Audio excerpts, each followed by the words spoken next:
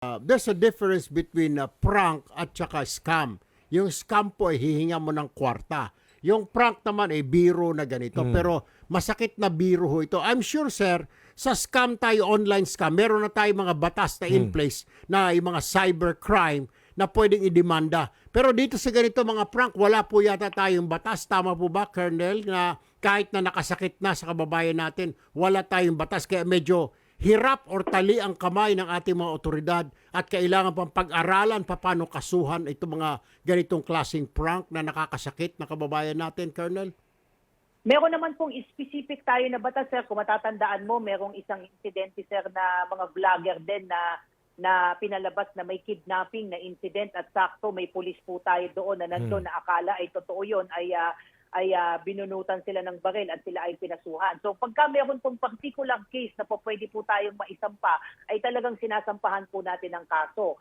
Meron din pong mga prank na joke lang na nagbiro po na meron silang bomba na hawak at meron silang pasasabugin nila yung isang establishmento. Meron po tayong particular case po na po pwede pong isampa sa kasya. So depende po yan, case to case basis po yan, Sir Erwin. Kung may particular case po tayo sa ilalim po ng revised penal code at sa mga special laws po natin, pwede po natin silang kasuhan po ng criminal case po. So kung kunwari magreklamo si tatay, kunwari hindi na ibigay sa kanyang pera at nagreklamo, pwede po siyang sampahan ng PNP. Itong Taragis owner na ito dahil sa ginawa niya, pwede yun o hindi pa rin, ma'am?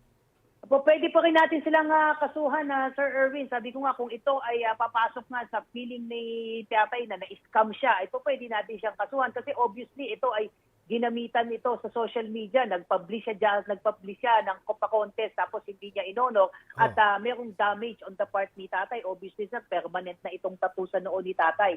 So obviously may damage na po. Although kung titignan po natin, siguro yung ibang mga abogado ay magsasabi ay ang applicable po dito is yung Article 21 po ng ating Civil Code na nakalagay doon na kung sino mang tao po na magkukos po ng injury, willful cause ng injury or loss sa isang particular na individual in a manner na contrary sa moral, sa custom, ay dapat makompensate po yung sino man po nang nagda-damage ng particular pa-contest po niya ito. Obviously ito, sir, ay may damage po ito kay tatay dahil sabi ko nga po, permanente na po itong tattoo na ito. But I understand nga, since inonor po nitong management yung kanyang pa-contest at binigay po yung kanyang 100,000. So, I understand si tatay ay wala namang pong planong magkaso. But in any event na may mangyari po sanang ganito, ay sana po mag-ingat-ingat yung mga vlogger natin dahil sa kanila, sa paningin nila, ay joke lang ito. Pero again, pag may na-damage po na individual o grupo, they should be held accountable po.